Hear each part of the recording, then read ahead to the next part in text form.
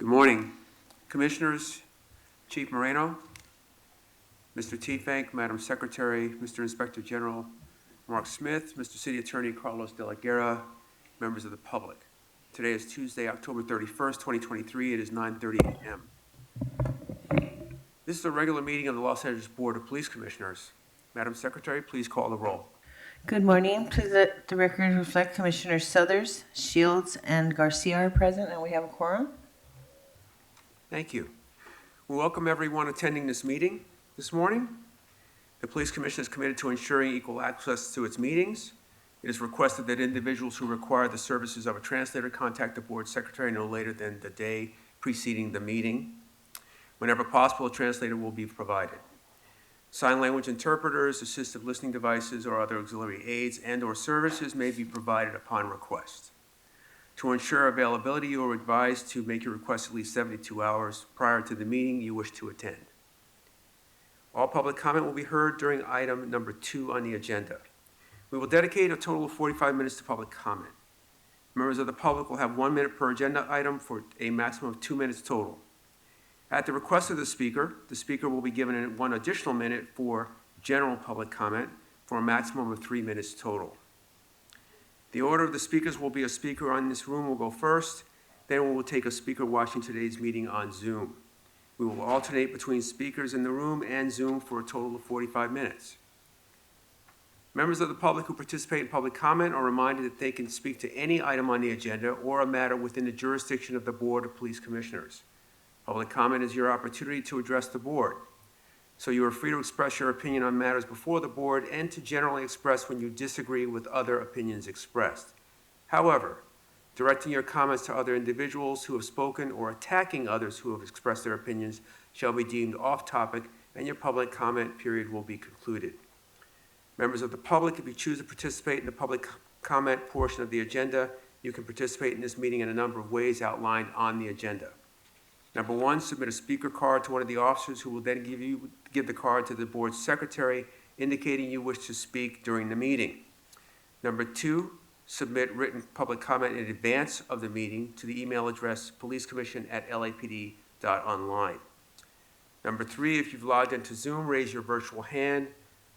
Or number 4, you can call into the phone number listed on the agenda and press *9 if you want to speak on the agenda item. If you wish to just listen to the meeting, you can call into the phone numbers listed on the agenda that are designated for the call-in and listening. Messages for those attending the meeting in person. These meetings are regular meetings between the board, the department, and key stakeholders. Meetings of the Board of Police Commissioners are open to the public. The state's Ralph M. Brown Act affords the public the opportunity to be present at the meetings, hear the presentations and dialogue in real time, and provide feedback via the public comment period. During these meetings, there's a need for the board to carry out the public business expeditiously without delays or disruptions. Members of the audience shall not engage in any conduct which causes an actual disruption of the meeting. Those attending in person are reminded this disruptive behavior will be cause for removal. If you disrupt this meeting, you will be provided only 1 warning to cease disruptive behavior. If you fail to cease such behavior, you will be removed from the meeting. While in the boardroom, members of the audience must be seated. Standing is not permitted.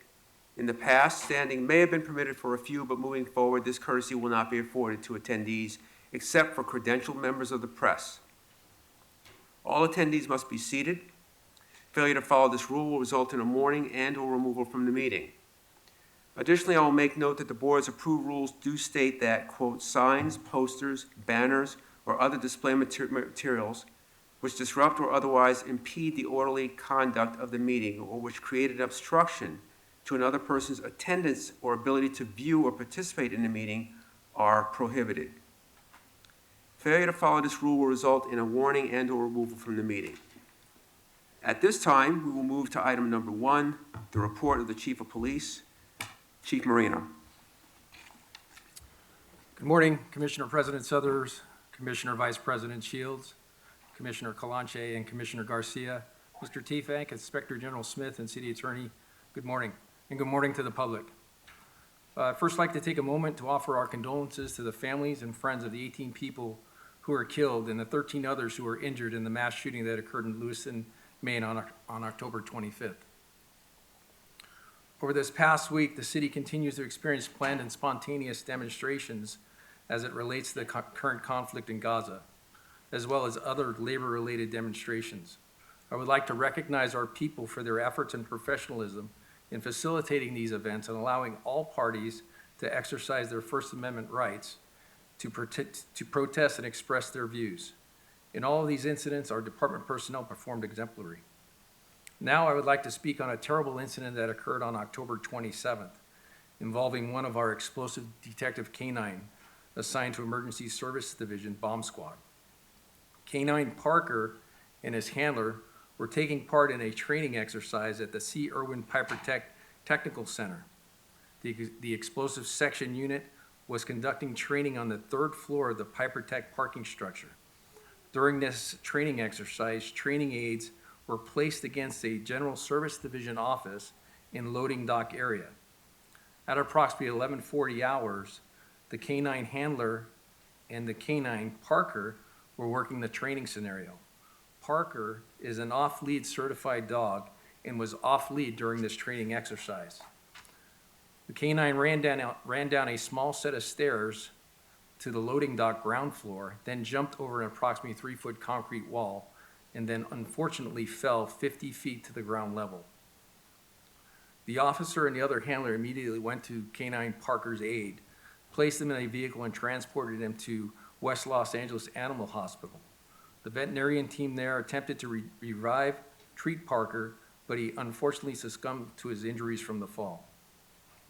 The Office of Special Operations is conducting a management review of this incident and will report its findings back to the Chief of Police. Until that report is completed, all elevated platform training will be conducted with the K-9s on a lead. K-9 Parker was appointed to the department on September 22nd of 2022. This is such a terrible incident with a unfortunate set of circumstances. Moving on to the categorical use of force incidents that occurred. Last week, there were 2 incidents that I would like to speak about. An in-custody death in Central area that occurred on 10/26. This involved, on October 26, 2023, at approximately 15:45 hours, Central Division uniform officers were flagged down for a stabbing that occurred on 6th Street and Spring Street. Responding officers discovered a victim of a stabbing on the southwest corner of 6th and Spring and were subsequently directed to the 4th floor of the Hayward Manor Apartments, which is located at 206 West 6th Street, where the suspect was last seen.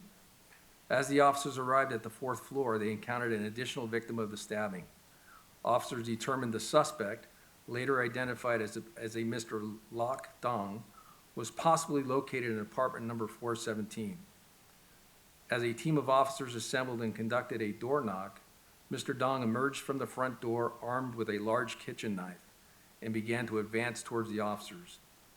The officers deployed 3 40-millimeter less lethal launch rounds and discharged 3 tasers in probe mode at Mr. Dong, all of which appeared to have limited or no effect.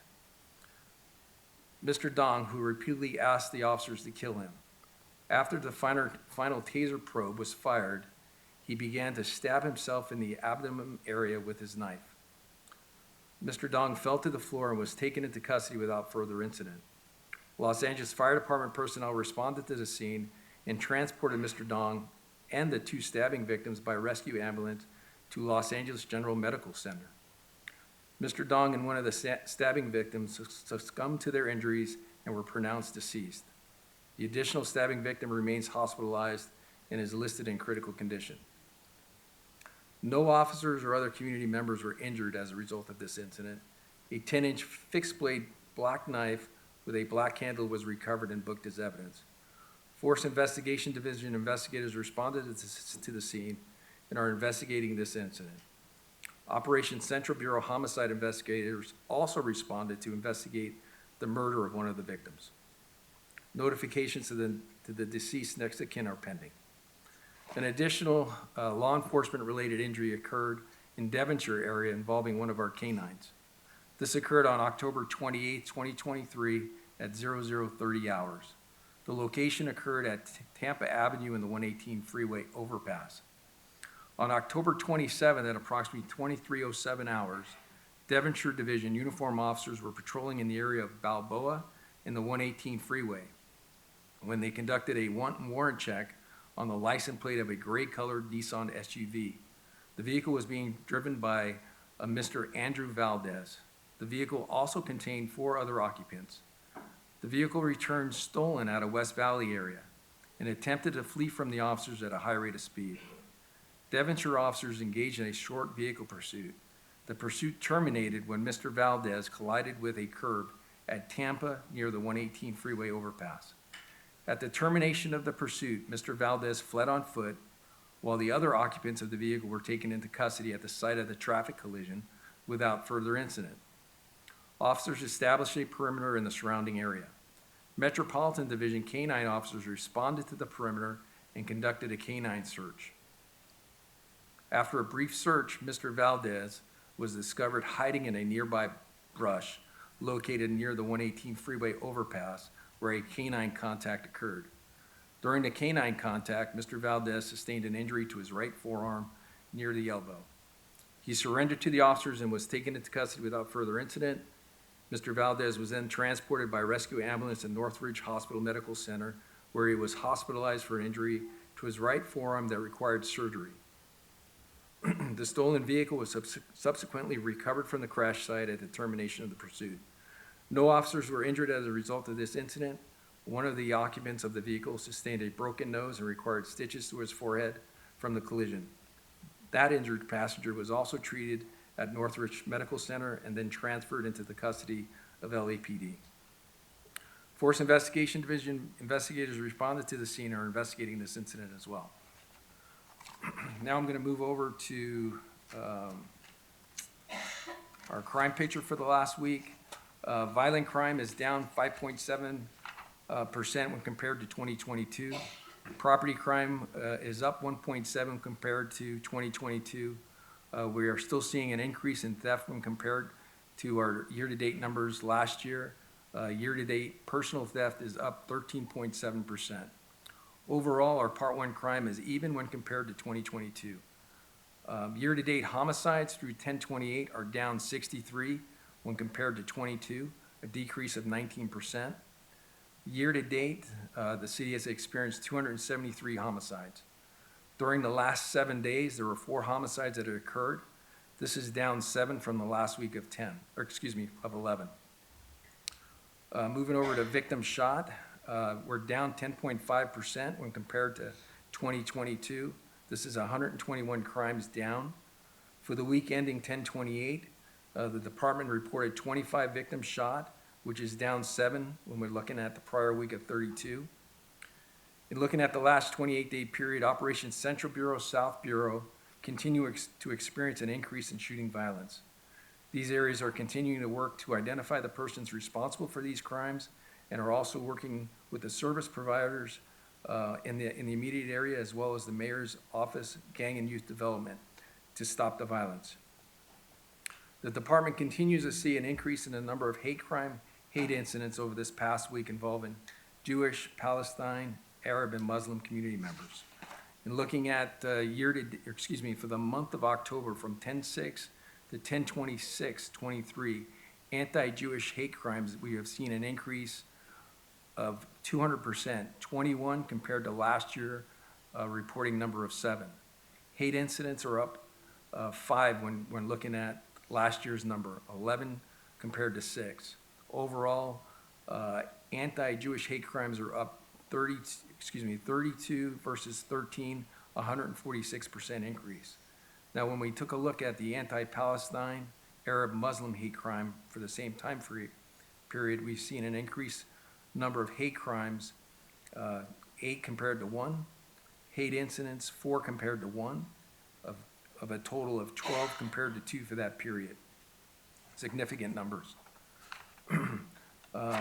Moving over to personnel strength, the department currently has 8,977 sworn officers deployed. This is down 316 positions from our authorized authority of 9,293. The department's civilian personnel strength is currently deployed at 2,601. This number is also down 297 positions from our authorized authorities of 2,898. At this time, that concludes my remarks, Commissioner. Thank you, Chief. And I'll go to Commissioner Kalanche for comments or questions. At this moment, I don't have any questions. Thank you. Vice President Shields, any comments or questions?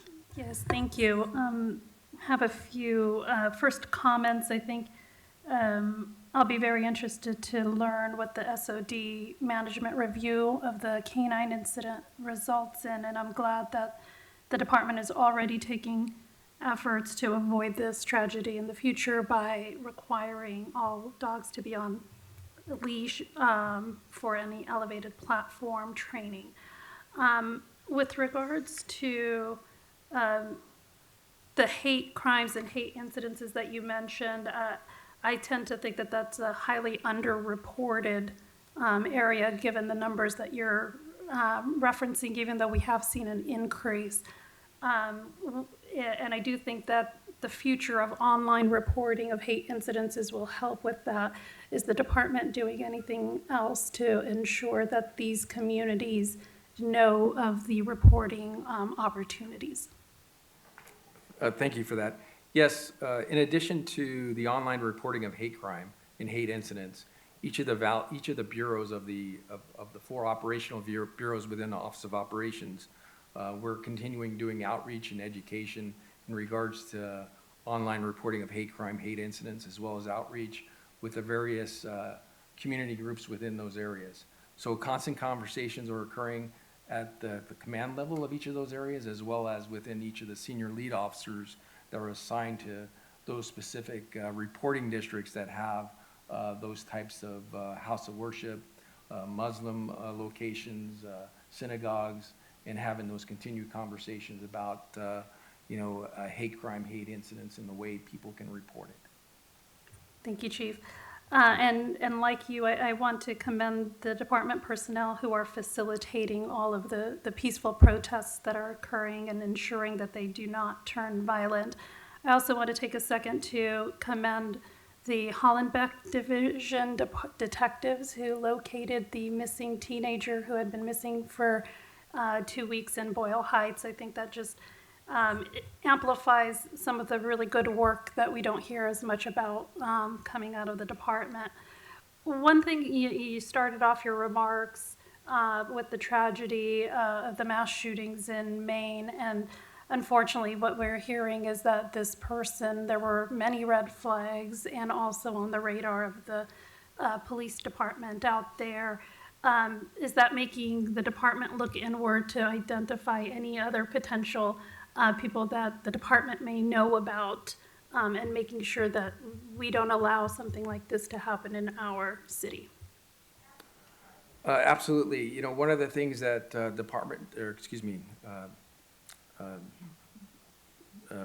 DSVD, MEU, Mental Evaluation Unit, as well as our officers are doing in collaboration with the city attorney's office is, when they respond to an incident of someone, say, threatening harm to somebody, utilizing a weapon or a handgun or a firearm, we're working in regards to looking into obtaining a gun violence restraining order against that perpetrator.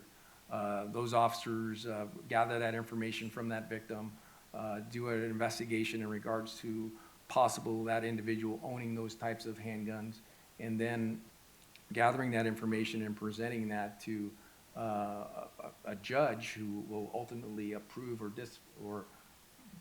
deny that restraining order, that gun violence restraining order. So that's one of the things that we're doing in regards to ensuring that people with mental illness are not in possession of handguns. Thank you. Thank you. Commissioner Garcia. No questions, thank you. Thank you. Chief, I'd like to return to hate crimes for a moment. I know that LAPD has a clergy council. They have a weekly newsletter that comes out, but I'm just a little unclear with regards to their outreach to the Muslim communities. Are you able to perhaps share, it is a citywide council, correct? Yes, that's correct. Each of the areas have a clergy council, as well as some of the bureaus have clergy council. Those clergy councils are a makeup of the various faith-based organizations within that area or bureau. They come together either quarterly, monthly, and talk about current crime trends and current things that are occurring within that community. And definitely, as we see, of the information that are reported was just for a 20-day period where we see these increases. They gather that information and further discuss not only what's occurring within their community, what kind of preventive techniques or things that they can be aware of when they're walking to and from the synagogue or mosque, but also ways to report the crime. So that constant conversation is occurring. Okay, thank you. We may ask them to come before the commission to learn a little bit more about how their outreach is going. Those numbers, as Vice President Shields mentioned, seem demonstrably low compared to what we're hearing across the country with regards to those stats. Well, like I indicated, Commissioner President, these dates were just, the numbers that I provided was just a small snapshot since the beginning of the conflict in Gaza. Thank you. With that, we'll go to agenda item number 2, public comment. Madam Secretary, if you would identify the first speaker. The first speaker is Jonathan Foster.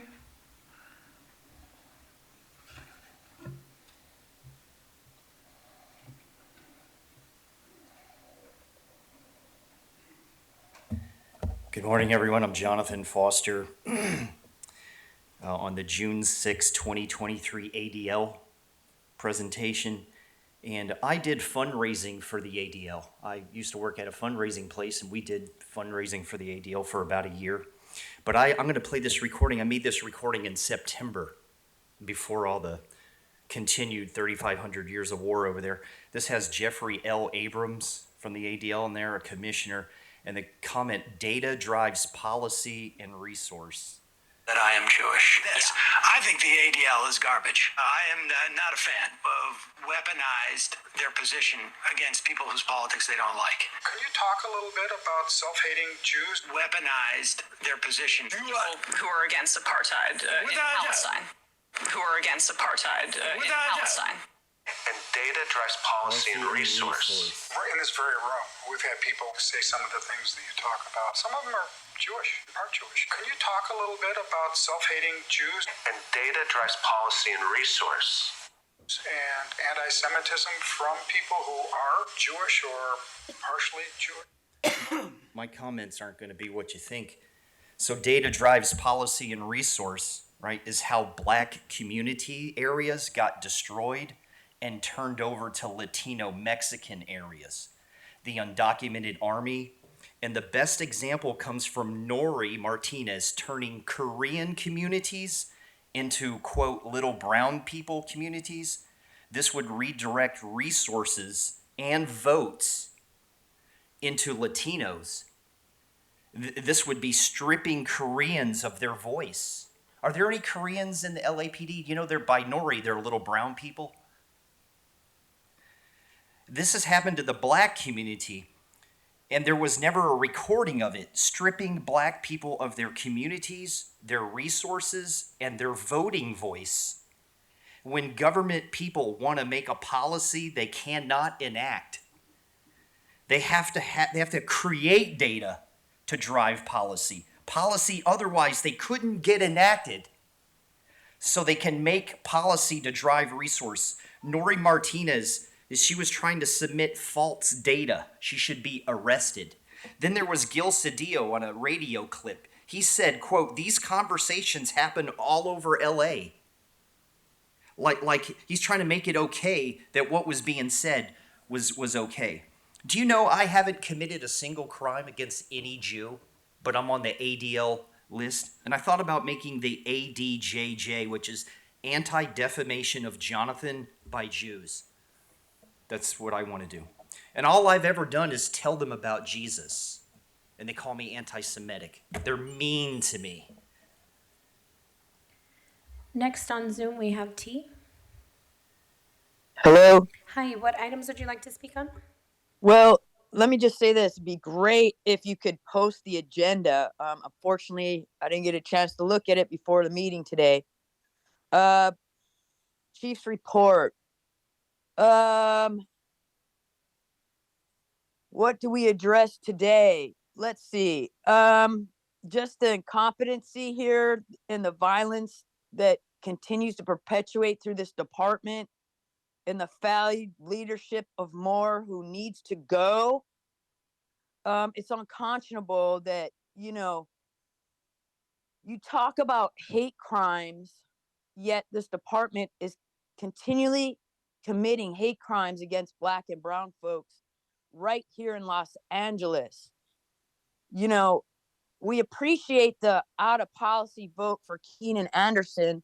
However, I'd like to see that turn into some kind of accountability. I mean, we're beyond justice, because justice would look like Keenan would still be here, right, with us.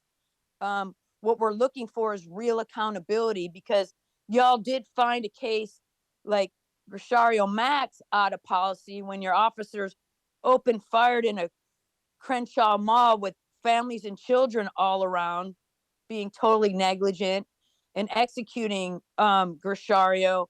That was found out of policy, yet the officer got promoted to lieutenant. So there was no real accountability, even though it was out of policy. So I want to know, when you find your officers out of policy, and that's really rare, we want to see some justice. We want to see some accountability along with that out of policy. Furthermore, y'all continue, on this rampage of violence, and the failed leadership of Chief Moore. You have the bombing in South LA, that community still hasn't been restored. You have officers that rape community members and even people in your own department. You have the stealing of guns. You have the mission department, which I believe there's like 300 cases that might be thrown out at this point for the misconduct and scandals going on. It reminds me of Rampart Division, right? That there was scandal after scandal. This department is just known to be a violent entity, right? I mean, y'all have no business dealing with animals either. Like, I just think that shouldn't happen. Furthermore, we need to look into other cases, and there needs to be independent investigations outside the commission so we can have some real accountability, because the people committing the crimes against our community. The next speaker, Hamid Khan.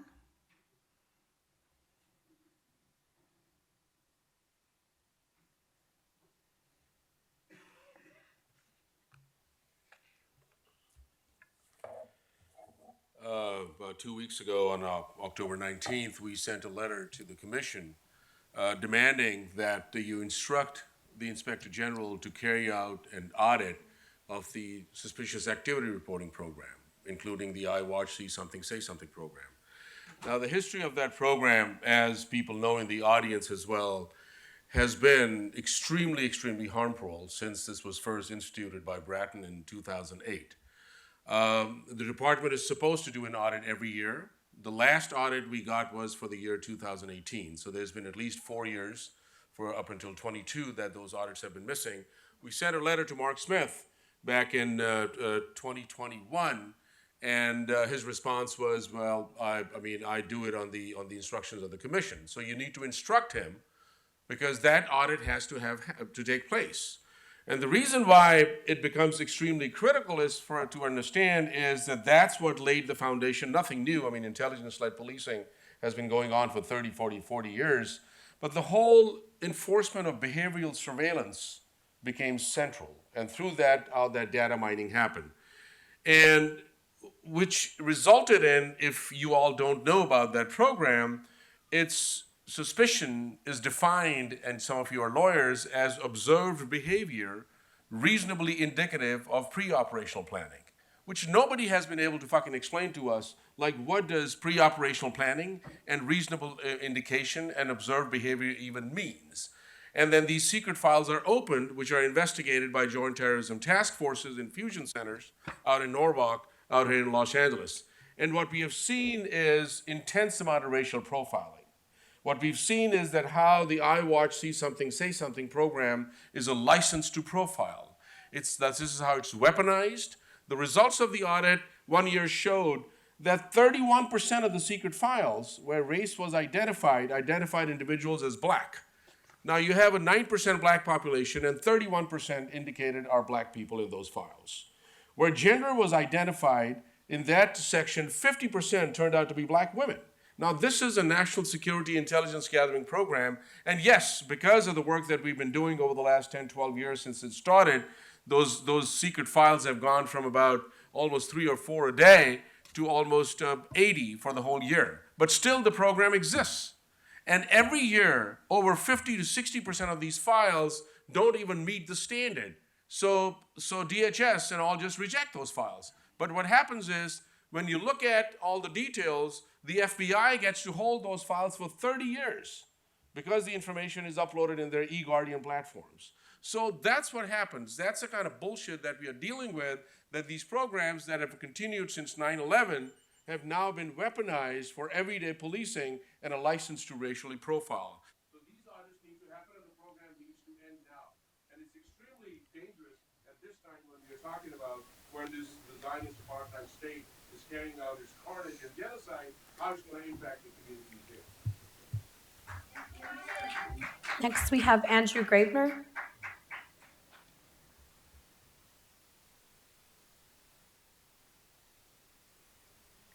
Andrew Gravener, you're on. Okay, I will speak on all items. I'd like 10 minutes like the chief got.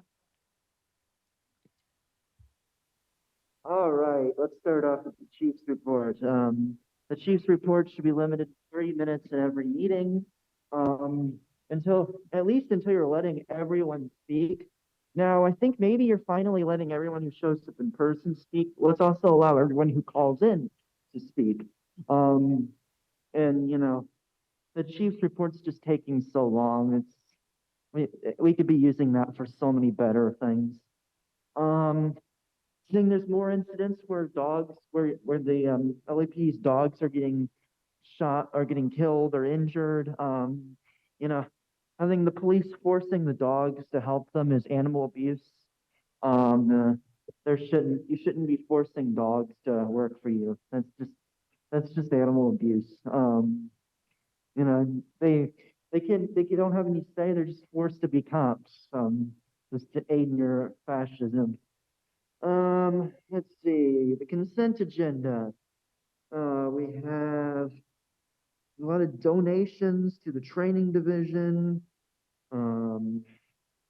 Let's see, the training division, we have donations for a bunch of donations for really expensive holiday parties. You know, what does the LAPD do for their holiday parties? Because it seems like every year it's like these ridiculously expensive holiday parties. Like, what is the LAPD doing? Are they just, you know,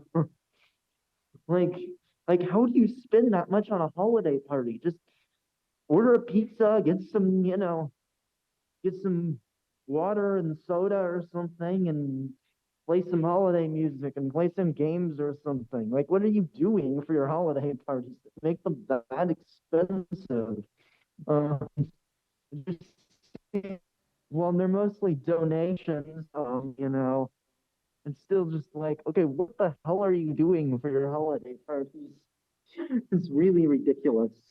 Let's see, what else do we have? We donations for the Van Nuys division. Let's see, for the teenage indoctrination program where the cops try to indoctrinate kids into being cops and then sexually assault them. We got donations for that, so none of that. Let's see.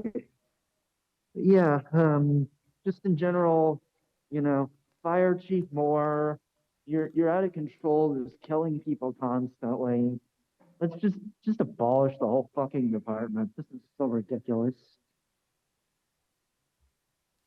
Matthias Kudane?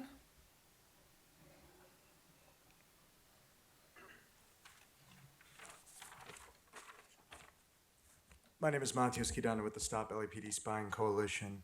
I just want to touch on first this whole notion of hate crime reporting and hate crimes happening in the city.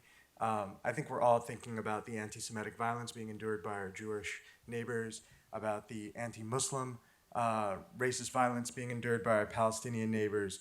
I think we all know that the LAPD isn't equipped, nor are they fit, nor is it sincere to believe that they would prevent this violence or stop it in any way. They're not meant to stop anti-Semitic violence, and they're actually pretty well equipped and pretty well placed to perpetuate anti-Muslim violence, as with any other aspect of the state. Since the siege on Gaza, we've seen comments from Christopher Wray, the FBI director, that have sowed paranoia around copycat attacks. And following this rhetoric around vigilance, around a perpetuation of behavioral surveillance, around reporting, we've seen the stabbing of a 6-year-old boy. We recently saw the stabbing of a Muslim woman in Texas, a physician. And so we say all that to say there is a history of the LAPD perpetuating anti-Black violence for sure, but also using this language around counterterrorism or extremism to facilitate and pad violence against Muslim community members. This is a Zionist entity. The LAPD exists to reinforce the Zionist apartheid state.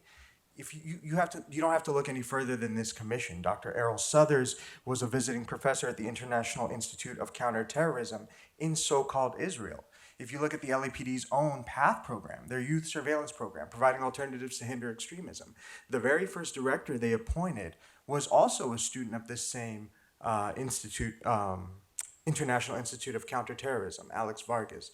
We don't believe he's the head of the department anymore. But there's a history of this department working with the IDF, working with the ADL to help reinforce the conflation of anti-Zionism, criticism of the state of Israel as anti-Semitism, further allowing violence against Muslim people. And so when we hear you all talk about hate crime reporting, right? That's not meant to keep anybody safe. If anything, that's going to facilitate information gathering to further facilitate the criminalization of anybody speaking up for Palestine, because that's what this body exists to do. Lastly, I just want to uplift that Earl Roots is on the agenda today. That's a perfect example of the LAPD working in tandem, both the chief, both the comms division, to disseminate a lie about 2 white officers beating a black man, a 6-year-old black man, and claiming it was his hospitalization was due to asthma or due to a pre-existing condition. When in reality, we know now that the officers punched him 20 times in the chest, kicked him in the chest, and then withheld calling an ambulance for about 5 minutes after the fact. Thank you for your comment.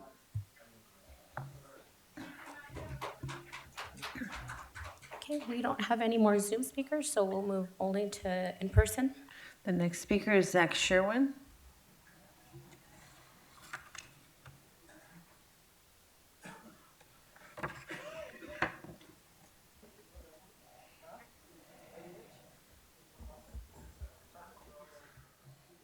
You guys started my clock before I started speaking.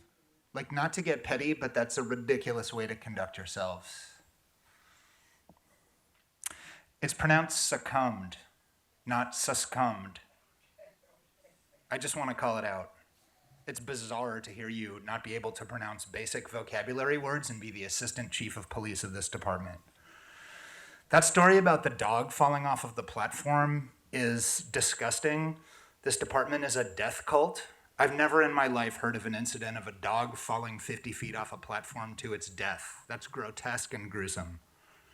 At the end of your remarks about the dog, you said that it was awful or tragic or whatever word you used. As a friend of mine who's here today pointed out, you did not go out of your way to mention that Mr. Dong's death, which you talked about right afterwards, was awful or tragic or any other adjective just presented without comment. Why not? Is it because the dog was a cop? Whereas Mr. Dong is a member of the community you disingenuously purport to protect and to serve, in quotes, as we always point out, to protect and to serve. I'm going to pause to let you say something about the point that I've just made, as Chief Moore sometimes elects to do in a moment like this. Noted. I think it's all pretty fucked up, and I think this police department is terrifying and reprehensible. And commissioners, I think all of you are contemptible for your role in providing a veneer of bureaucratic legitimacy for their actions. Commissioners Calanche and Garcia, I think it's bizarre that you sit on this commission, but you pass up the opportunity when invited to ask questions. Is there nothing going on in this city that provokes your curiosity or something that might trigger a follow-up to something that we heard from Assistant Chief Marino? Would you like some ideas from the civilians whose voice in police affairs you are, according to your website? Did you know that that's what the website says, that this commission is the civilians' voice in police affairs? Because the civilians have questions.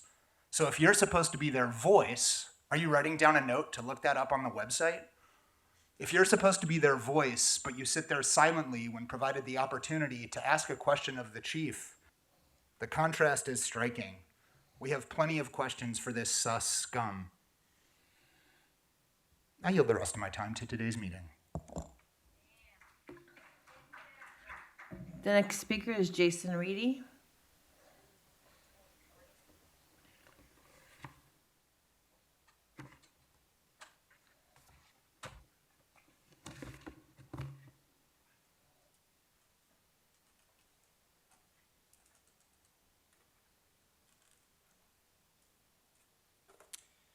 All right, so situated among the many policies of this quote-unquote oversight board is the line, "The people of Los Angeles have an undeniable interest in being informed." But on October 7th, a pig killed Oscar Lopez, and this department still hasn't released the name of that killer.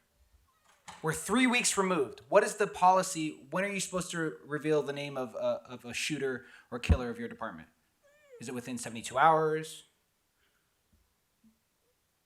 24 hours? What is it? Can you answer? Can someone on this commission answer? It took this department 10 days to produce the name of Eric Collier's shooter, and that was only because of the increased media attention around that shooting. And then you had the in-custody death of Dong Chu on October 26th, and no news release, no tweet from the LAPD PIO, no nothing, despite this being the 5th ICD of the year, the highest number in who knows how many years, because this commission and department are not forthcoming with that information. Isn't that a question that you should have asked? 5 in-custody deaths this year. When was the last time LAPD recorded that number? I don't have the capacity to look up that number, and it's very hard to look up that number on the website. In fact, this ICD is being listed at the 200 block West 6th Street, the same address where Collier was shot. Now, Errol, let's talk about last week. The escalation of tactics on your side of things is using the California Code 54957.9 to essentially squash public comment. Let me read a section of this code. Nothing in this section shall prohibit the legislative body from establishing a procedure for readmitting an individual or an individual is not responsible for willfully disturbing the orderly conduct of the meeting. What is the procedure for this commission? Because there were some in the room who didn't disrupt, left the room under the threat of arrest for trespassing, and were not let in after the recess. There were even people who were denied entry who made it into the meeting late, or made it to this meeting late, who weren't in the room, didn't disrupt, and your officer said the meeting was closed. Again, this is all from the supposed citizen's voice in police affairs. Now, Sarah Suleiman exposed this department for its violence committed against Errol Roots, who you all will be talking about in closed session today. LAPD pig Brian Kolke, a white man, collapsed the lung of a 60-year-old black man in Errol Roots, and the head of this department told this commission and the public that he had been hospitalized due to a complaint of having asthma. I mean, T-Stank, you got fired for less when you were chief of the Buena Park Police Department. Now, Roots would spend about 3 weeks total in the hospital and underwent surgery to repair his collapsed lung, all for a charge which ended up getting him promotion. That's the MO of this department, and you wonder why Moore was chased out of Taste of Soul last weekend before last. White pigs come into black neighborhoods to do whatever they want, and this commission rubber stamps it. Thank you for your comment. Madam Secretary, the next speaker. The next speaker is Megan W. Instead of responding to questions around that, told that person, Sarah, who exposes the department on the regular, that she had to file a PRA. But we all know about this PRA process within your department. How are we waiting since January for a PRA?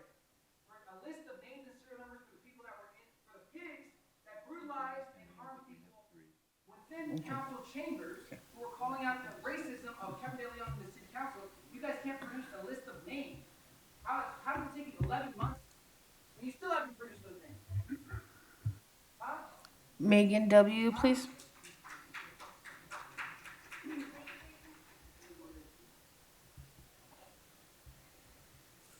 guys are always very, very quick to cut off Jason. This morning I read the LA Times article about the commission's findings in the murder of Keenan Anderson. Pretty dark stuff. So your main move after killing Keenan was to just switch to tasers, which can shoot further, so you wouldn't have to electrocute people for so long. And barred your officers from using the most powerful setting on the taser. How about admitting that you have no business handling traffic stops or mental health crises in the first place? How about giving up some of your budget to community resources who can actually help people and keep them safe? I was really struck by this sentence from the article. Fuentes said he continued shocking Anderson because he wouldn't stop resisting. Fuentes admitted in his department interview to using the drive-stone mode for pain compliance. Pain compliance, and that's really what policing is about, isn't it? It's not about safety, it's about domination. Keenan wasn't submitting to your officers, and your officers didn't value his life, so he was tased until his heart enlarged and he died. It wasn't about keeping themselves safe or anyone else safe, it was about asserting their authority. Pain compliance. Possibly a mild way to describe what's happening in Palestine right now. Pain compliance carried out by the Israeli Defense Force, from whom LAPD learns new ways to control and suppress resistance. Comply or die. Hold still while we kill you. And that's what this meeting is about. Not about serving the community or holding police accountable, but asserting your authority. And at that, inconsistently, we started chanting last week because a caller violated your policy of not addressing other speakers. This happens all the time, and that caller does it every time that he calls. But this time the caller had the cruelty to address somebody who came up here and cried about her family member being killed by this organization. And he said something to the effect of, "It's always sad when someone dies, but..." And we didn't hear the rest of that because we drowned him out. He deserved to be drowned out. He deserved to be cut off. He deserved by your rules to not be allowed to address another speaker. But again, we had to do your jobs for you. Thank you, as always, to Stop LAPD Spying and Black Lives Matter for actually doing the job of police accountability. Robert, your answer to Rasha's question was hilarious about mass shooting prevention. The LAPD, the deadliest police force in the country, is going to determine whether or not somebody is capable of using a weapon responsibly. It defies words. How many of your officers should have the kind of restraining order that you described?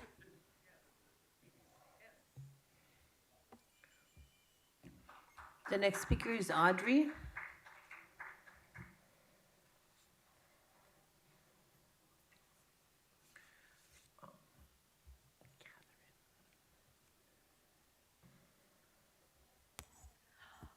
I've just figured out why you are trying to enforce this ridiculous rule about parents bringing their young children to this meeting, so facetiously referring to that as interfering with the orderly conduct of this meeting. How can, I'm guessing that it's only Mr. Southers, just like it was Mr. Soboroff, who used to say it made him sick to see children in this chambers. And now I figured it out. Mr. Southers, you look at small children and know that they're targets, that they're not safe in this city, and it twings your conscience for that to be true. And, you know, because when people used to bring, for years, people are bringing young children, white children, and it never bothered anybody because those children are safe in this city. I think we need to redecorate in here. We need to, like, that should say to react and to disserve. We need to take down anything that refers to integrity of this police department. Quality through continuous improvement when shootings go up every year by this department, the most murderous in the country. Respect for people, as the previous speaker said, you care more about the killing of a dog, obviously that's very sad, than the death of a person in custody. I mean, every one of these service to the community. What the fuck? Who believes that? Do any of you believe that? Any of you? And what the hell? Inspector General, Mark, what do you expect? What do you investigate? What do you do? They kill mentally ill people almost every week, sometimes several. They kill people with edged weapons every week or so. What do you do? What do you investigate? What merits your outrage? What merits your concern? Justify yourself. It's just sickening. It's just sickening. All of you. I mean, we talk all the time about this being a sham. It is a sham. You are not civilians. Most of you are just in love with the police. You have such a bias.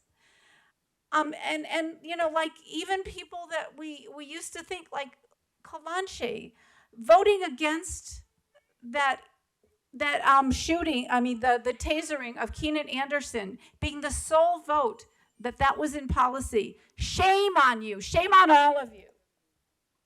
Michelle Dumont.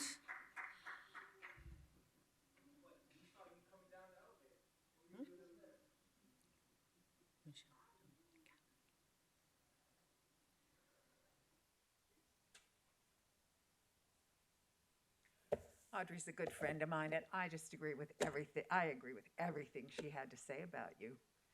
Absolutely everything. I want to talk a little bit about these in custody deaths because you don't pay any attention to them at all.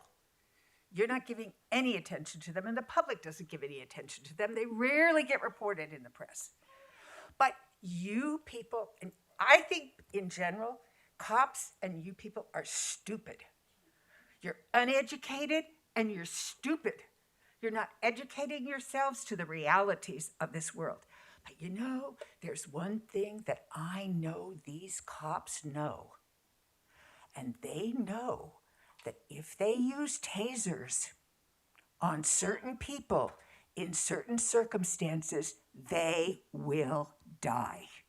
They know that because it has happened over and over and over and over and over again. Not only here, but across the country. Look at the research, friends. Tasers are not less than lethal. They're lethal in most circumstances that they're used in. And cops know that. Just like they know when they pull the trigger on the gun that the person is most likely to die. They know when they're killing somebody. Don't just brush it off and say it was the person's fault. You know, they were having a mental episode, or maybe they were on drugs. Those are the exact circumstances in which those people would not have died unless they were tasered by your people. They would not have died. And you don't give a flying fuck about any of them. None of them. You, as this man here said, tragic that a dog died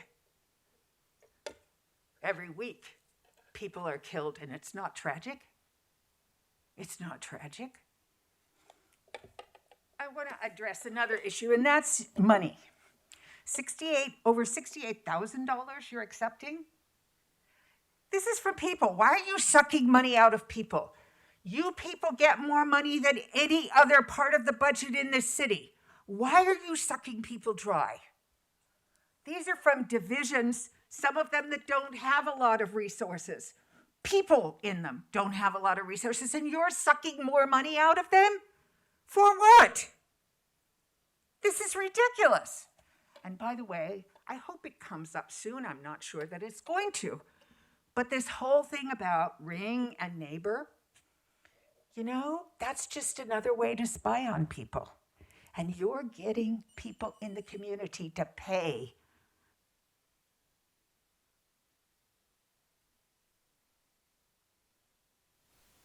Catherine Walker. Good morning. Thank you for having me. I'm going to make this short. I'm going to start off with the American clause and preamble that I learned. My country 'tis of thee, sweet land of liberty, of thee I sing.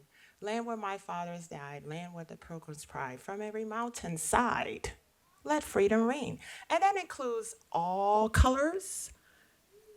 I'm not going to say what I want to say, but as a implanted business from the land of Lincoln, which is, pull out your phones, is ranked as the #1 city. I suggest that you all pull them up because this is a joke.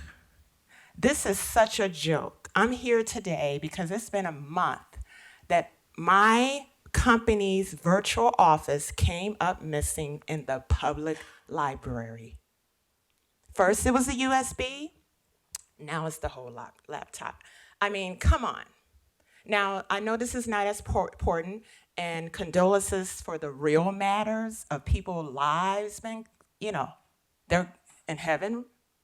And it's so amazing, the matriarch there, she said what I was gonna say. Yeah, why don't Black Lives Matter just make another sign and you all can just put it up? Yeah, because you're not protecting and serving. I'm going back to the early LA days when one of your officers was flirting with me as I was walking across the intersection, in addition to your officers. Now, I'm not coming against anyone because I wasn't raised like that. That's the American way. And Chief Moore, I just read an article. Yeah, he's on his way out of here. He's not, I ran into him he's on his way out of here. I never heard of Robert Moreno, but at the same time, you all got to do better. So guess what? The American way is a chain of command. Have you all heard that? Yeah, so every officer, including at the 7-Eleven by my house, every officer who comes to Catherine Walker of Yate Designs, you got to have a DOJ. You got to have a DOJ. You hear that? Because you are not protecting or serving nobody. You're protecting and serving demons. I saw the demons last week. This is a demonic city as we know it. What are you all going to do? You all are protecting, I'm not saying my word right, police academy. Actually, you're not even doing the cops and robbers. It's here. It's here. And I'm not coming against anyone. I spoke to Sergeant Herrera. She was the only one who consoled me. So when I leave here, I got to go to, what are you all going to do? This is a joke. Thank you, and God bless. Thank you. Black Lives. That was our final in-person. We now are moving on to our Zoom speakers. We have caller ending 1264.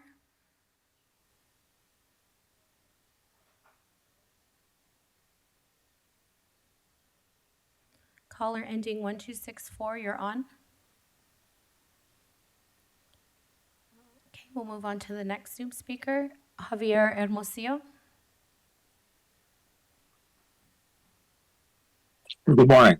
Good morning. What items would you like to speak on? I'd like to speak on a comment made by the chairman at the very beginning of this meeting. Mr. Chairman, Actually, you didn't make the comment, but I guess I'm disgusted by the fact that someone came on early in the call sequence and spoke disparagingly of the Latino community. And you let him go on and on and on. That we're taking over, getting rid of blacks, we're lazy, et cetera, and you didn't say a goddamn word. And I have never, to this day, in all the years that I've been involved with LAPD, which goes back 40 years, have I used that phrase and referring to anybody in this department. I don't know what your problem is. Maybe you're mightier than thou, USC police and Santa Monica police, where you had, your own run-ins, et cetera. I don't know what your problem is. But Los Angeles is called Los Angeles, all right? It's not New York. It's not Chicago. It's Los Angeles. And we have streets named Figueroa, and we have communities, not just East LA. Okay, all of Los Angeles is majority Latino, of course, except the white West Side. And for you, sir, as the chairman of this police commission, to allow that rant, that anti-Latino, that racist, that hatred rant without any interruption is not only beneath you and beneath your position, but I think you owe an apology to everybody who's tuned into this meeting, as I have every week for the last 15, 20 years. You owe everybody an apology for your inability and your personal failure to stop that person and say, wait a minute, you don't talk about any ethnic group that way. If it was somebody talking about blacks, the blacks are committing all the crimes, and the blacks this and the blacks that, and whatever, okay, I know you would have stood up because you've done it before, and you failed to do that. And after I'm done with this, I think you owe myself and the community an apology for not addressing that when it occurred. You should have stopped that man from the beginning and said, stop. No reference here to the racial identity of people, especially us taking over and moving other people out. Okay, we created the city, we founded the city, we've built the city, and now we dominate the city. And we have a lot of good people in this department, in the fire department, all over the place. And you owe us an apology. And I will stop with 20 seconds left and give you my time to issue that apology at the appropriate time after we're done with you taking calls. Please don't do that again. Thank you. Okay, next we have Angelina.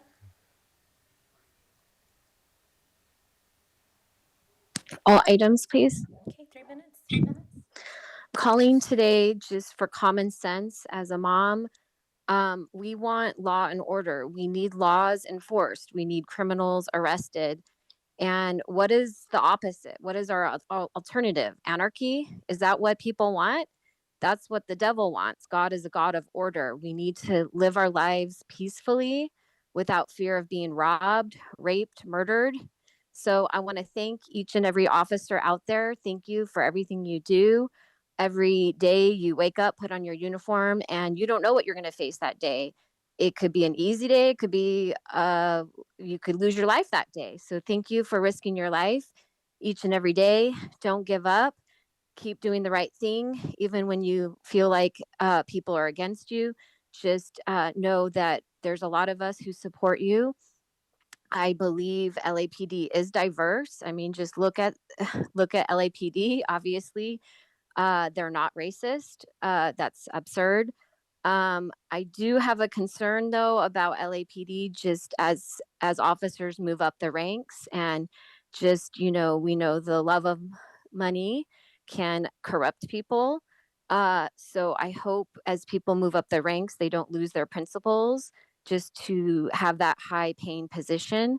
Never forget why you joined the force in the first place. That is where you are grounded. That is your center. Do not lose that, especially between you and God, your conscience and how you sleep at night. I am concerned what happened with Officer Contreras. You target our senior lead officer, then you targeted our very own captain, Johnny Smith, and then now you're targeting volunteers within CPAB. And not just removing them as co-chairs, but taking away their volunteer badges, which is what happened to Phil Tabby. So it's very concerning that people speak their minds and then they get retaliated against, either on within LAPD or even volunteers. So I don't know how you're going to recruit more officers, let alone volunteers, if we are going to face retaliation just for speaking our mind. You serve and protect us, the people, not city council who defunded you. And you know they will defund you again if they get political pressure. So just know who you are serving. We want officers to keep arresting criminals, even if the district attorney's office is not filing charges as they should. The system is broken if there is no prosecution happening, but your officers need to keep arresting. And I pray for you, the commission, that you would have God's wisdom, not man's wisdom, because the decisions you're making are affecting each and every one of us, and especially our children. God bless each one of you. Thank you. Okay, and our final Zoom speaker, Jamie.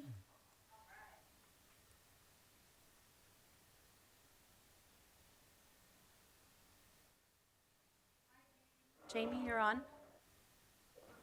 Hey, I'm going to keep it short today because I'm getting over the COVID booster. Not that the pigs in this room would understand anything about that, since we all know your favorite activity is to infect each other with COVID. Hey, why the fuck did you guys stop taking Zoom calls and then when you decided to go back to them, screen them so that I have to follow one of your fucking paid plans? Anyway, Chief Moore, how dare you praise your officers for keeping people safe during the Free Palestine protest this weekend? What the actual fuck are you talking about?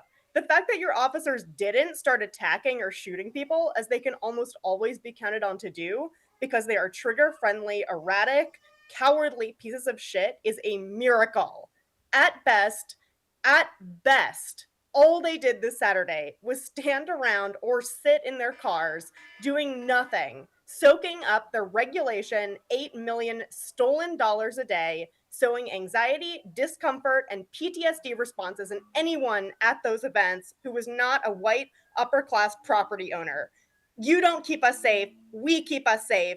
Chief Moore, your whole report this week, as it is every fucking week, was a litany of bumbling, incompetence, ignorance, and violence. Get the fuck out of our city. Fire Chief Moore! Thank you. That's the end of public comment. We'll now move on to agenda item number 3, consent agenda items. And I'll ask the commissioners if they have any questions or comments on items A, B, or C. Commissioner Clanche? No. Vice President Shields? No, thank you. Commissioner Garcia? With that, I would move that we approve the department's report and accept the donations on consent agenda items A, B, and C. Is there a second? I second. It's been moved and seconded. All in favor, say aye. Aye. Motion carried. We will move on to item number 4, regular agenda item. We'll have the department's verbal presentation and discussion by Dr. Dorian and his staff. Dr. Dorian.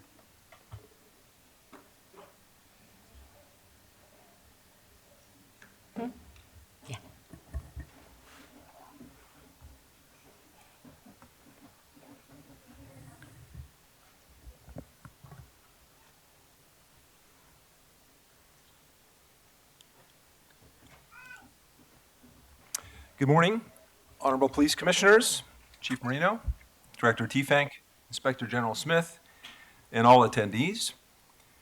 As the department's Chief Police Psychologist and Commanding Officer of Behavioral Science Services, I'm grateful for this opportunity to share what are most often behind-the-scenes activities that have served critical functions towards enhancing LAPD wellness and operations since 1968. I would not be able to speak of any of it without the extraordinary work of my team, so I just want to take this opportunity to say just how fortunate I am to represent such a talented group of what I consider unsung heroes. With the aid of this brief slideshow, I'd like to provide an overview of behavioral science services and our various department protocols and practices. After which, I'd be happy to answer any questions you may have or to share considerations for the future of LAPD employee wellness.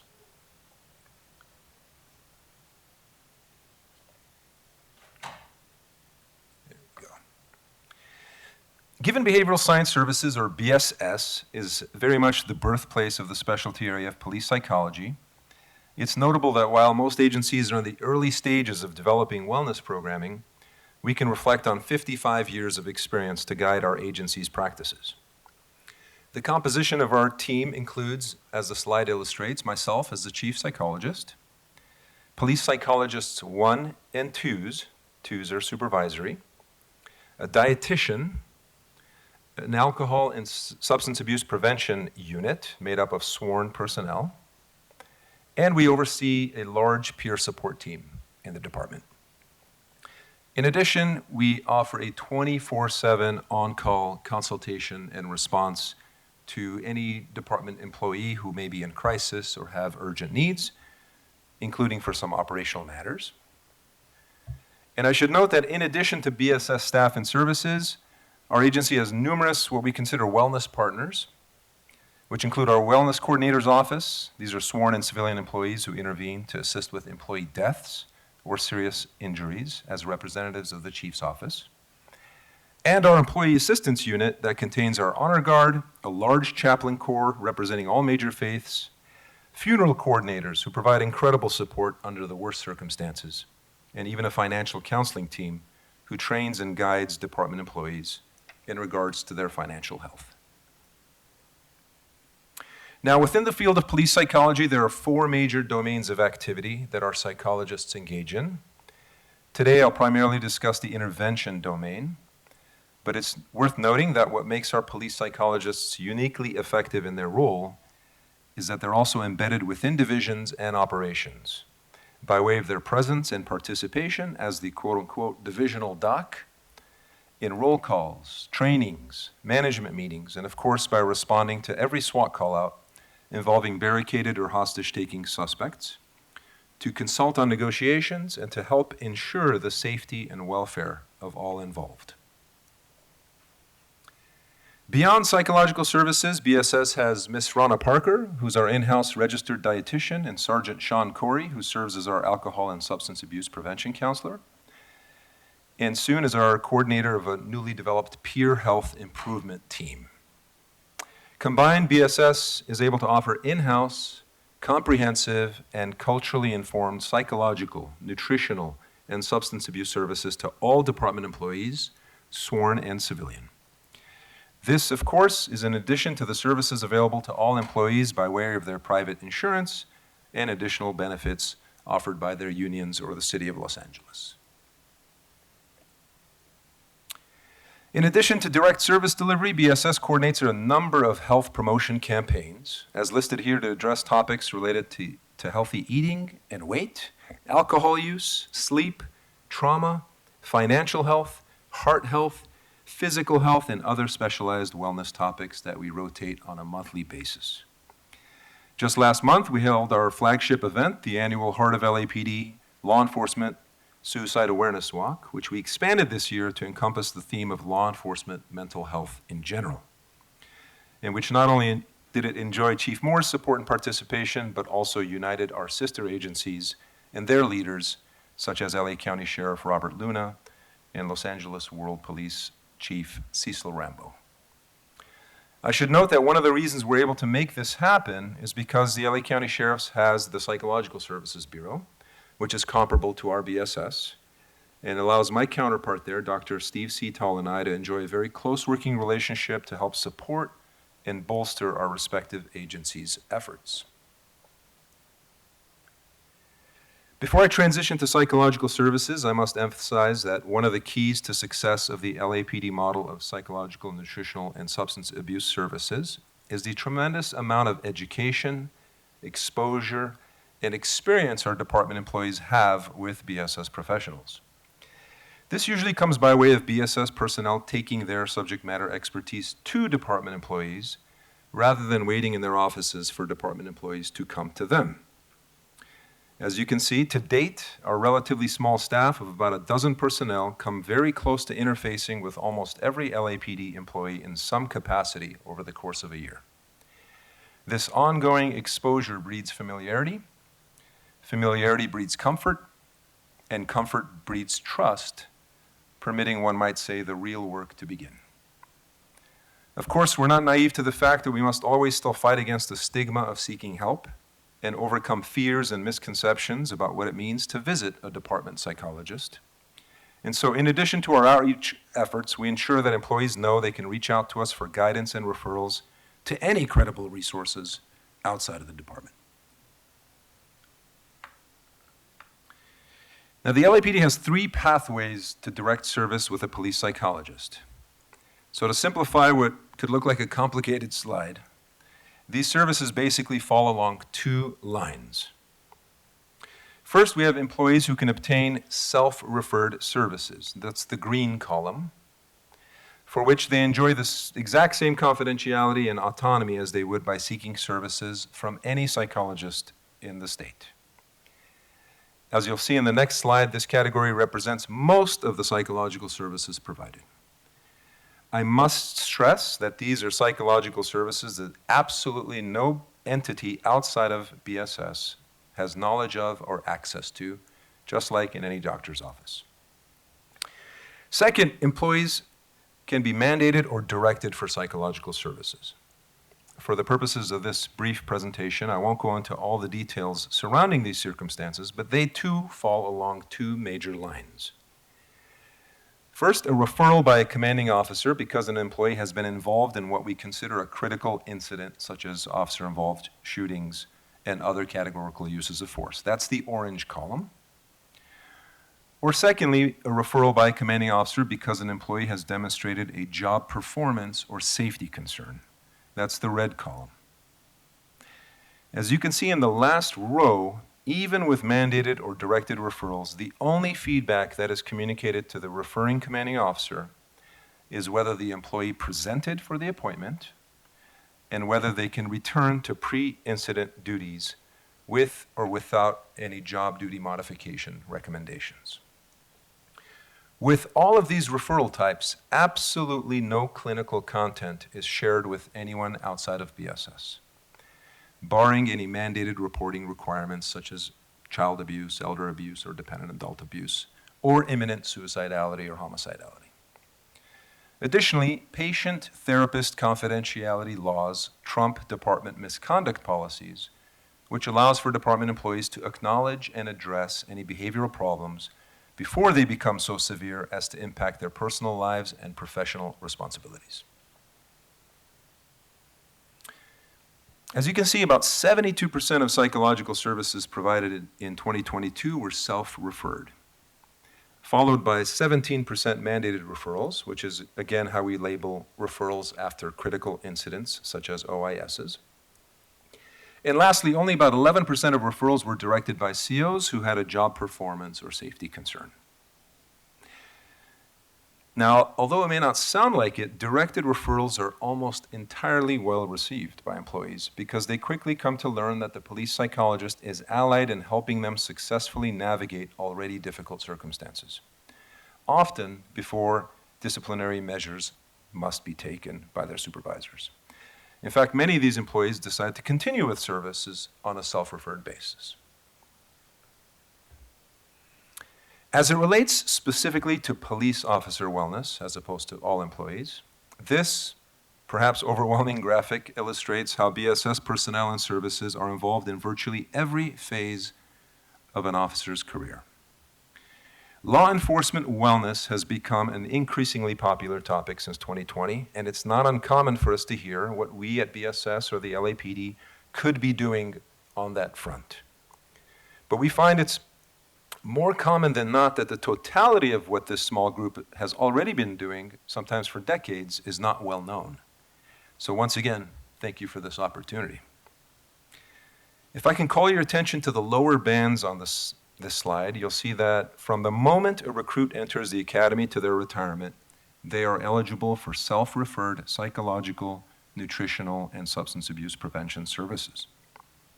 In addition, the exposure, education, and experience with BSS personnel begins in the academy and continues throughout their career, which is the entire segment between those vertical lines. And if we look at the other gray bands, you'll see that there's always a psychologist available 24/7, that we present in roll calls, wellness day trainings, all kinds of health promotion campaigns, and offer skill-building groups for specialized topics. And of course, our large peer support team is also available 24 hours a day and throughout the department. As we look towards the middle of the graphic, we see the red blocks representing some of the major events or milestones that are common in a long-term police career. This can include involvement in categorical uses of force, including shootings, lawsuits, unusual occurrences or major disasters, illness and injury, or internal or external complaints and job safety concerns. So for example, if we look at the first red block, you see that all officers are mandated for a psychological debriefing after being involved in any type of a categorical use of force, which of course certainly includes shootings. They can also be mandated for exposure to critical incidents. These are traumatic events in which they may not have used any force, but were exposed to something that goes even beyond the normal circumstances for a police officer. Unfortunately, there are many lawsuits, and so for officers named defendants in lawsuits, we have specialized workshops to help educate them on the process and provide them with appropriate coping strategies. And should we ever experience a major disaster, a line of duty death, or some major event that impacts many, many officers, sometimes scores of officers, we're able to coordinate group debriefings or what we call group psychological first aid. When we have employees that are injured or out sick and not at work, we make efforts to telephonically outreach them because often they can feel isolated. And should employees receive a number of complaints or be concerns from a risk management standpoint, commanding officers are able to direct them in so that we can see if there's any psychological or behavioral basis to the pattern of behavior that we can intervene on. That doesn't necessarily stop or interfere with any disciplinary processes there may be.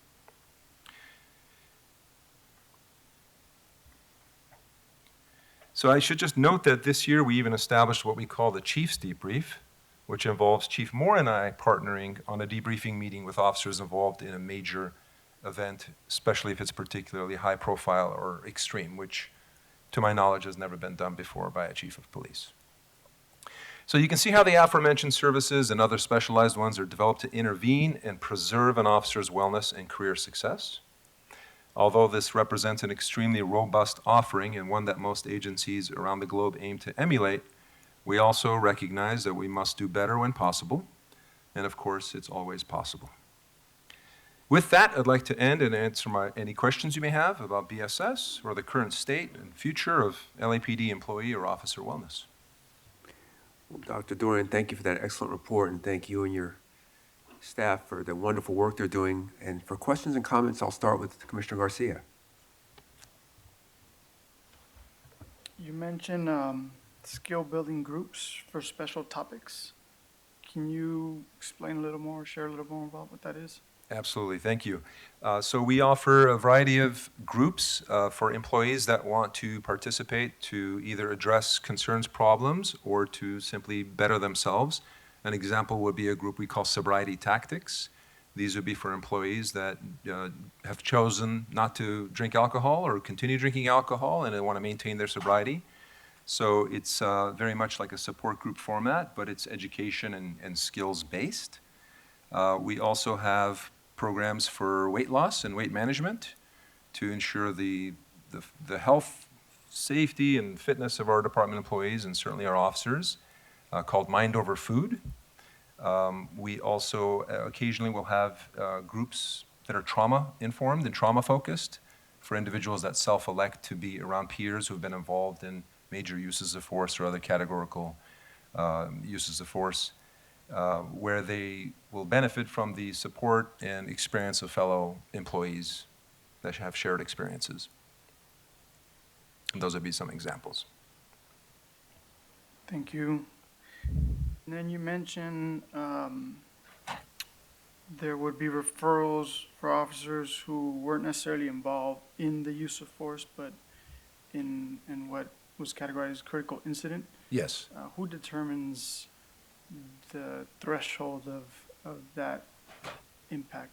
That's an extremely important question. So we very much depend on the commanding officer, who's very aware of the circumstances of the incident. Certainly, if they observe any distress in the employee, that makes it very obvious that there should be some kind of intervention.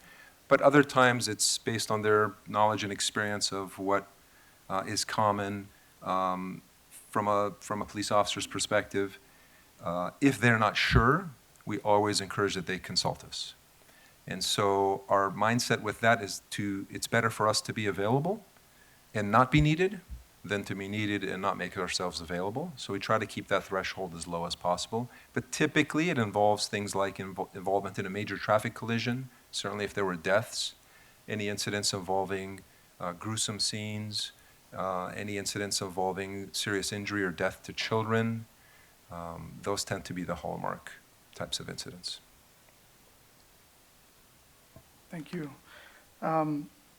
The peer support, how many officers are certified, and what does it take to be certified, if certified is the right title for that? So the peer support team is made up of both sworn and civilian employees. So any LAPD employee can elect to go through the peer support training. It's a 40-hour post-certified training that they go through.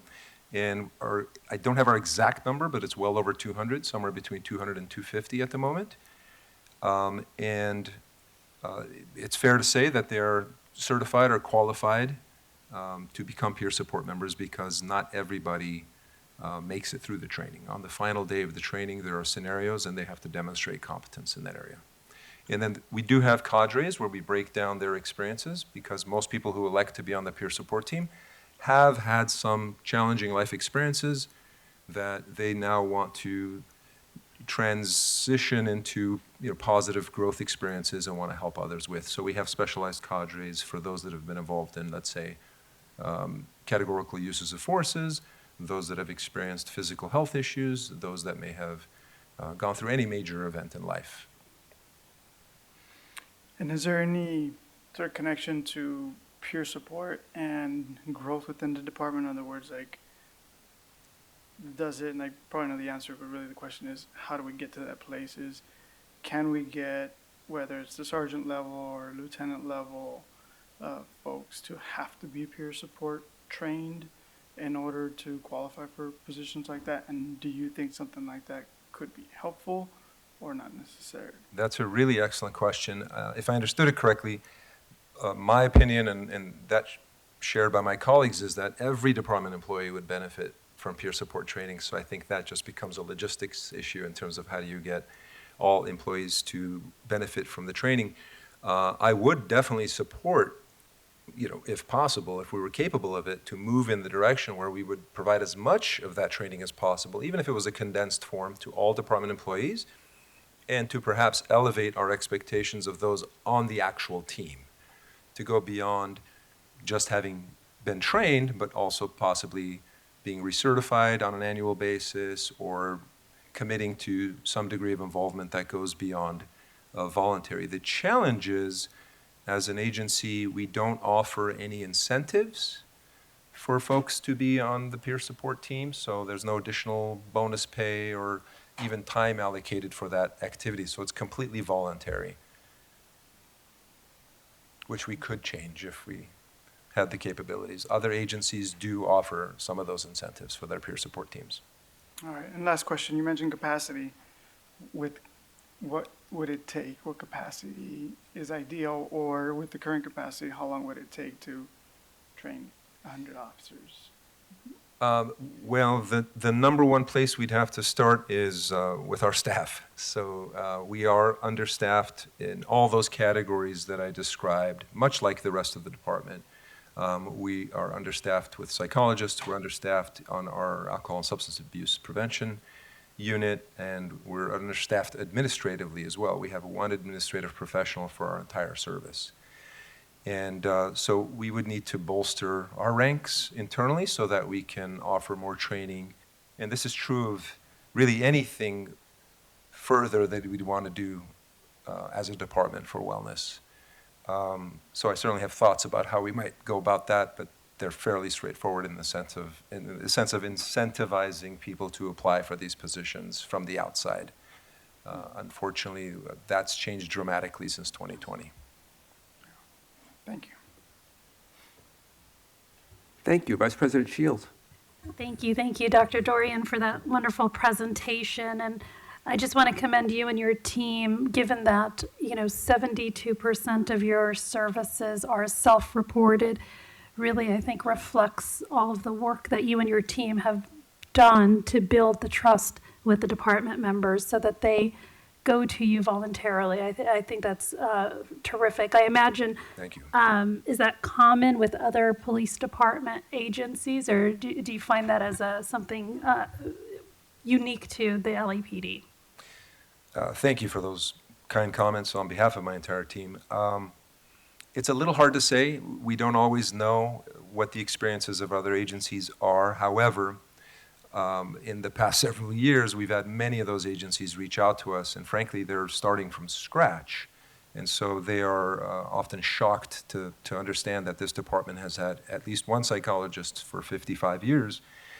Having said that, I don't think they enjoy the same level of trust and confidence. Despite what we may hear, this department is very psychologically minded and very much utilizes the existence of behavioral scientists, not just clinically, but operationally.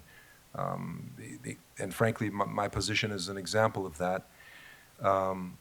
Many agencies have models that aren't bifurcated like ours. In other words, they try to provide the clinical services. At the same time, their psychologists do their pre-employment screenings or their fitness for duty evaluations, which unfortunately places them, at least optically, in an adversarial position.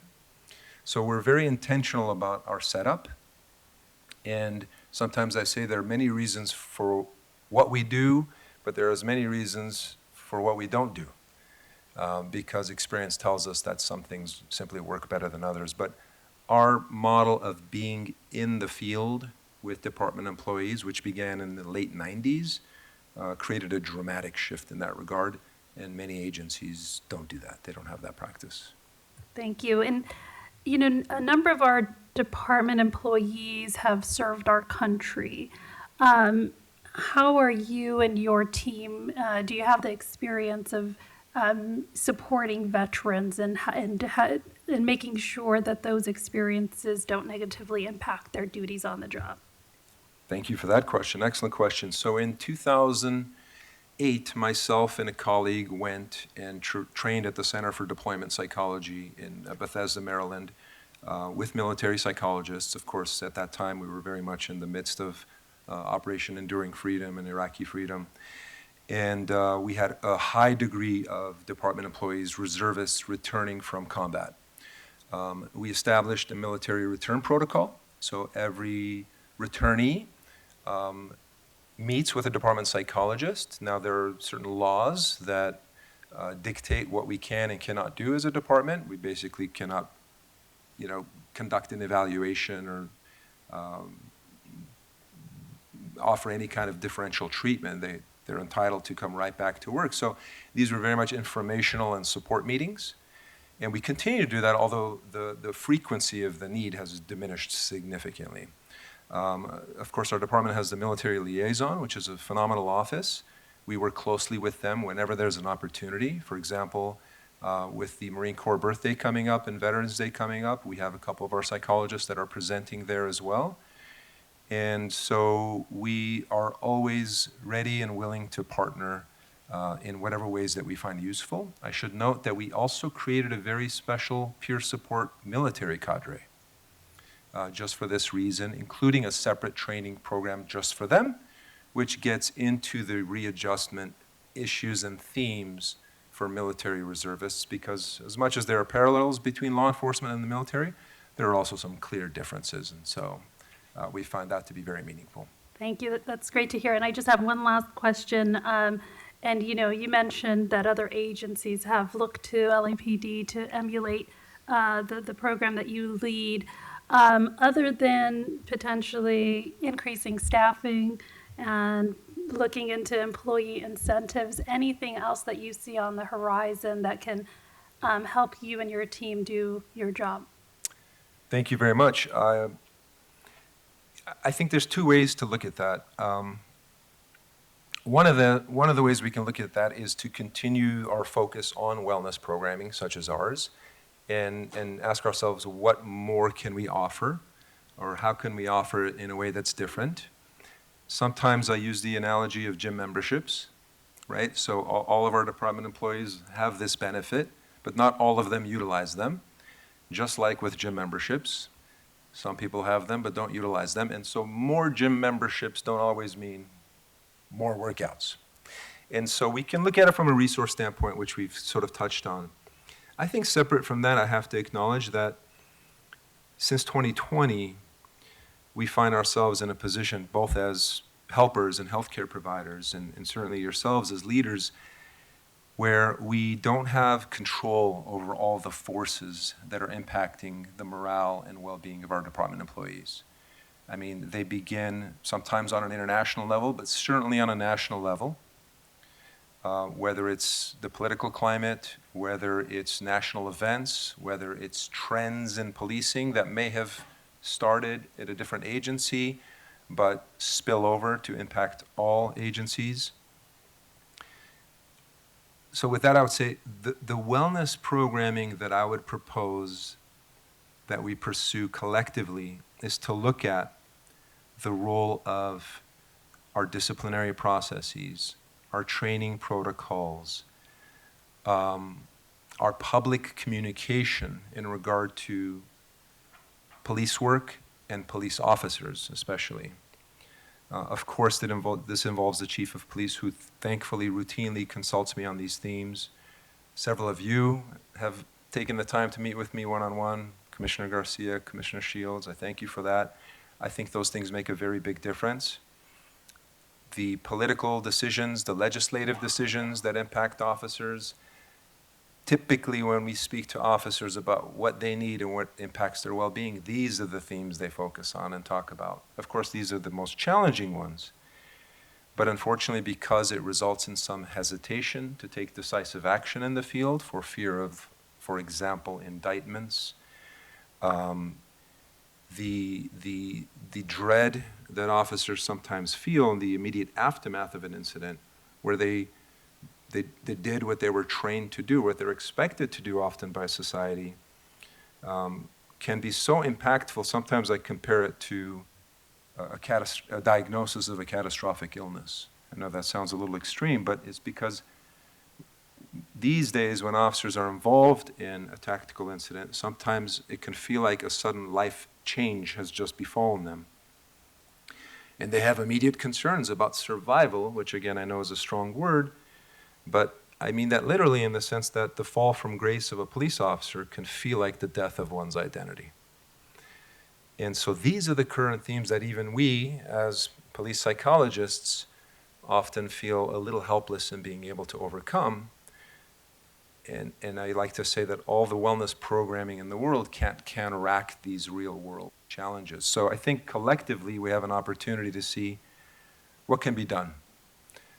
Even though those events that I referenced, like indictments, et cetera, are extremely infrequent, because they're so intense and so negative, and the media and social media and the narratives are so negative for law enforcement these days, we have to recognize that these are human beings, these are people, and it's been said that the brain is like Velcro for negative events and negative experiences, and it's like Teflon for positive ones.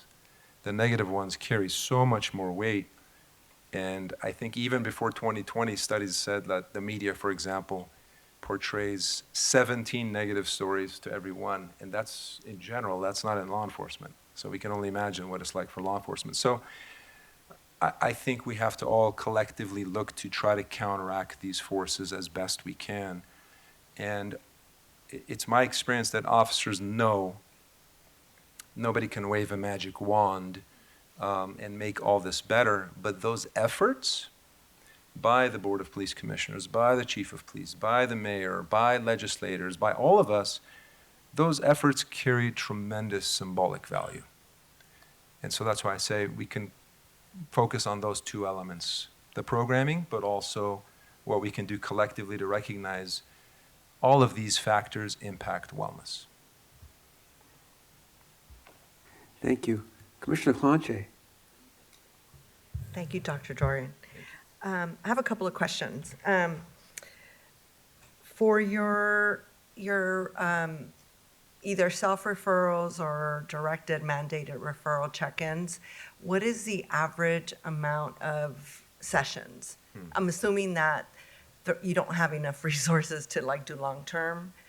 So I'm wondering like what the amount of average amount of sessions, and then are these officers then referred to maybe private practice or, yeah, so just trying to see what, Yes. what our resources are. Great question. So I'll start with directed referrals. These are the situations where, because our employees are in safety-sensitive positions, there's case law that allows the employer, the LAPD, to direct them for psychological services.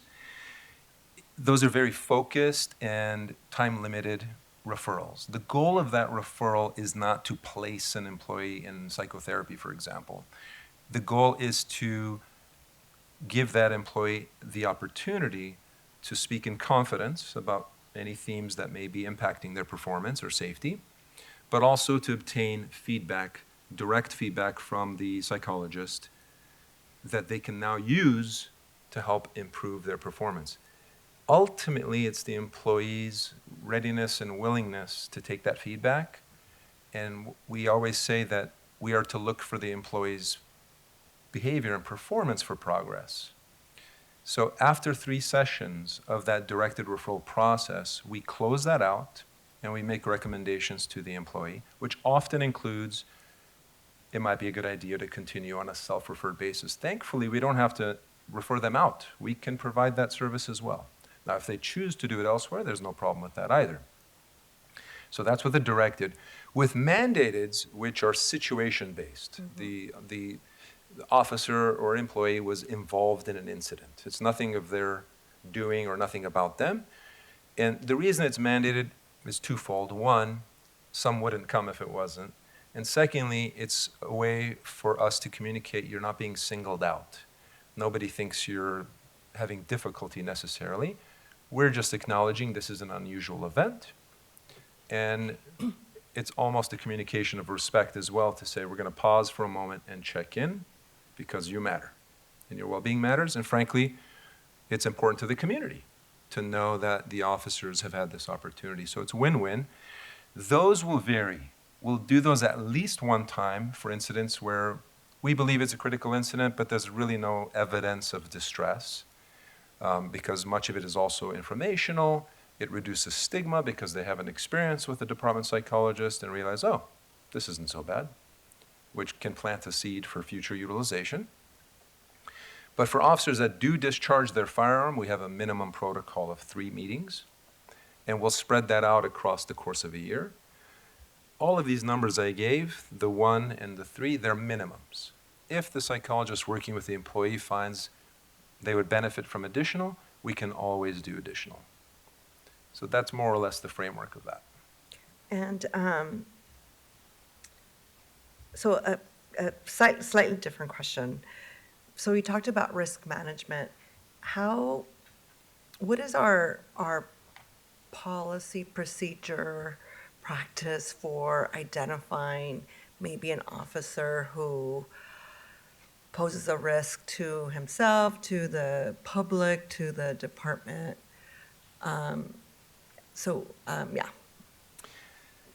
Well, I can say it begins in probation. So with probationary officers who are being evaluated on a regular basis by their field training officers, we're looking for any unsatisfactory performance in certain domains. When I say we, I say as a department. Of course, us psychologists are not monitoring and reviewing those patterns, but we train our FTOs and command staff to refer probationers. So early in their police career, if they see a pattern of multiple unsatisfactory ratings, to refer them to us as soon as possible, so we can try to be a helping agent. And we're not, it's not always relevant to meet with a psychologist, but again, better to try. But those referrals, they still have to want to participate, or are they mandated? Those are directed. So Okay. because there's a job performance concern, they would direct. And so we'll meet with the recruit, the probationer, with the intention of helping them, preserving their career, if that's the right thing. Sometimes what we learn in those meetings, is that it's not the right thing, that perhaps this is not the right profession for them. So we're always trying to strike that balance between what's best for the employee, but what's in the best interest of the department and the communities we serve. Typically, those go well, and we're able to restore performance, and they go on with their careers. For incumbent officers, it will vary. So we have these little safety nets to catch people after incidents, to be proactive. But typically, it will be in the way of either particularly notable complaints that they've received or a pattern of complaints. It could also just be workplace conflict. So we are very much dependent on all supervisors, not just captains or commanding officers, but sergeants, notably, lieutenants, all supervisors, to recognize that these patterns exist. The way we try to ensure that happens is that we teach in every one of their schools. We teach in supervisor school, we teach in command development school. So by educating supervisors on what their responsibilities are and reminding them that it includes these variables, and then what services are provided and what that exactly entails. So lots and lots of education, encouragement, and then we have the divisional psychologist who goes to the police station routinely, meets with the captains, has a working relationship, and so they should be having those conversations internally, again, as evidence becomes known, to intervene before it's a significant problem. So should one of the psychologists find in session or somehow that an officer poses a risk to himself, to the public, to another employee, I know there's like a lot of confidentiality issues with sessions. Yes. Is there an opportunity to provide information to the chief or somebody else in the department to prevent, to be proactive in preventing potential issues? So very important question, right? One of the greatest challenges of the work that we do. Right. For individuals that are self-referred, absolutely no information can be conveyed to anyone unless we have suspicion of child abuse, elder abuse, or dependent adult abuse, or if we have concerns about imminent suicidality or homicidality. What that means is employees can come and talk about distress, despair, and even suicidal thoughts in the past, etc. We have to make the clinical determination on the imminence. Mm-hmm. More often than not, none of those are reported, because that's what we're there for, to work with them on those issues. So the confidentiality is important, not just because it's law, but because we all benefit, the community benefits from knowing that police officers don't have to hide their difficulties. There's a place that they can go to address them. So that's with self-referred. With directed referrals, it's different because the basis for which they're being referred is job-related. Even then, we can never communicate what comes out of the employee's mouth. That's confidential. But the employee is informed at the outset, before it even begins, that what feedback will be provided. And again, it'll either be just attendance or attendance and any job duty modification recommendations. The most common one will be whether that officer should be working the field at that time versus working inside. Now, mind you, we're only making a recommendation. We actually don't have the authority to limit. That is ultimately with the commanding officer and his or her chain of command. Got it. And generally, that works very well for us as an agency. Perfect. I have two quick questions. How much mindfulness practice is the department providing? And then the second question is, how much of our post-certified opportunities are connected to wellness and mindfulness and things like that? As far as mindfulness, we incorporate it into many of our trainings. I know that So we are behavioral science services, but of course I have to acknowledge that there are many entities within the department that pursue wellness programming and training. So I know that many other entities have brought in outsiders to do mindfulness training. I don't believe we have it as a sort of standard integrated training module in our department, save for in the academy where we introduce these elements. LD 14, for example, in the academy. So I don't have any other really good evidence of mindfulness. Yeah, that's important. We can because certainly do more. Yeah, I just believe that the job is so stressful that even having breathing opportunities while you're patrolling, and I mean, I just think mindfulness plays such an important role in just, being present in the Absolutely. moment, helping you make decisions. But so that's something I hope we would pursue. May I just make a note on that? I know that our traffic group is currently looking at our vehicle pursuits and seeing how we can integrate some of those components at the very beginnings of a pursuit to help officers ground themselves and go through a series of questions before the adrenaline hijacking of the situation. So that's an example of an implementation that we're working on. Exactly. So then the post-certified opportunities. I couldn't really speak to that because that would be Training Bureau that really pursues post-certified I just think training on those topics. if I had to, complete my hours, if I had some opportunities to do wellness, I think that would be amazing. So something Yes. to look into. Yeah. Thank you. Thank you. Thank you. Dr. Dorian, a question and a situation. Please. So the question is, I notice under directed service, you had officer safety. Yes. So usually when I think of that, I'm thinking of a physical skill set. Arrested control, firearms. Could you give me an example of an officer safety situation where I'd be directed to you because of what I've done? Well, the first scenario would be something tactical. So it could be an observation in the field where, and typically that kind of concern would come in regards to, let's say, a more junior officer who's not demonstrating confidence in their tactics or their command presence. Perhaps a training officer or a senior officer observe them interacting in a way that pose a danger to themselves or others. And so they're concerned that there might be something going on in the sense of confidence or hesitation or distraction because there may be personal circumstances, their head's not in the game, etc. So that's one scenario.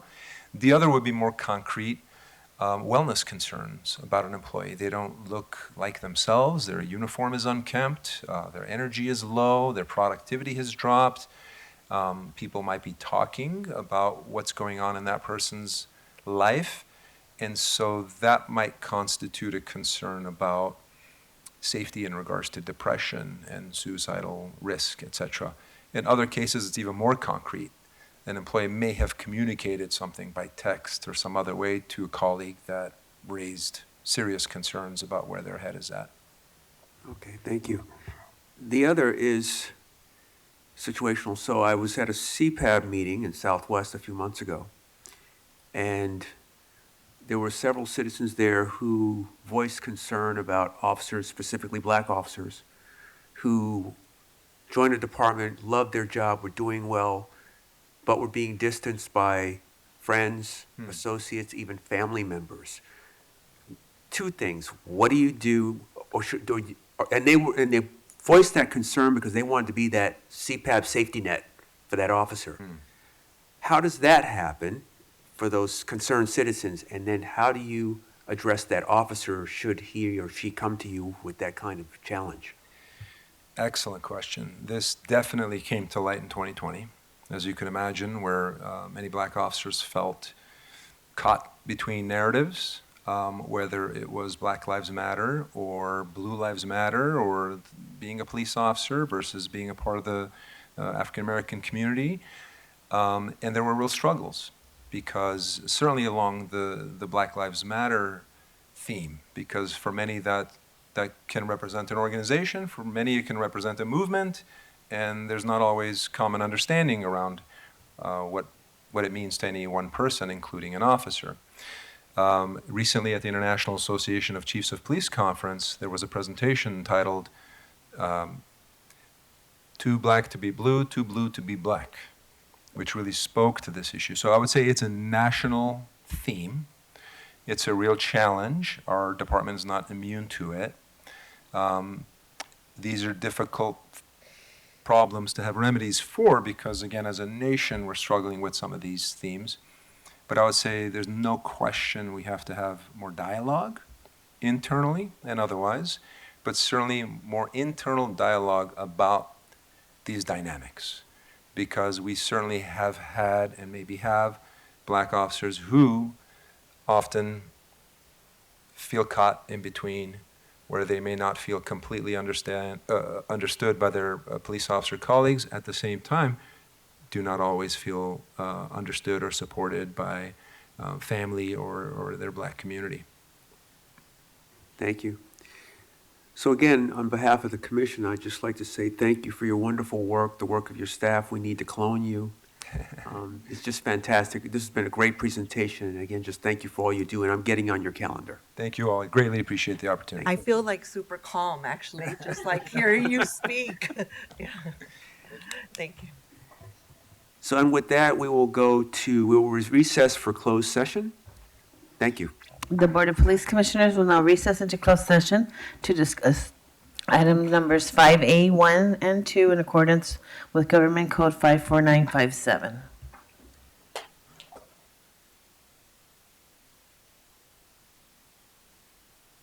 Concluded closed session is returned, and we'll have a report from the Executive Director. Item 5A1, non-tactical unintentional discharge number 057-22. Commission on a 4-0 vote adopted the recommendations of the Chief of Police. Those recommendations were tactics, tactical debrief, 1 police officer 2, unintentional discharge, administrative disapproval, negligent discharge, 1 police officer 2. Item 5A2, law enforcement related injury number 058-22. Commission on a 4-0 vote adopted the recommendations of the Chief of Police, which were tactics, administrative disapproval, 1 police officer 3, and 1 police officer 2. Non-lethal use of force, in policy, 1 police officer 3 and 1 police officer 2. That concludes the report out. Thank you, sir. And with that, I will make a motion for the meeting to adjourn. Is there a second? A second. Moved and seconded. All in favor, say aye. Aye. Meeting is adjourned.